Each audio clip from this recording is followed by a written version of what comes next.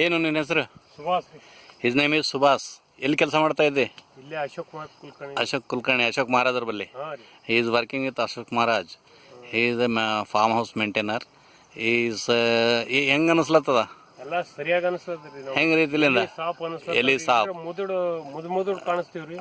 He says that last year this plant has got many pests, but this year it is very healthy, he is saying. ಮತ್ತು ಬೆಳೆ ಚಲೋ ಬರ್ತಂತ ಅನ್ಸ್ಲತ್ತದ ನಿಂಗೆ?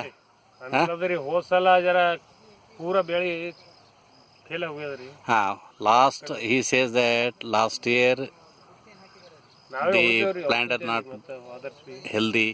This year our Avail company's Biogro is used, Saima Biogro is used. He is very happy with our product, and he says that plenty of branches opening here, sprouting is very good.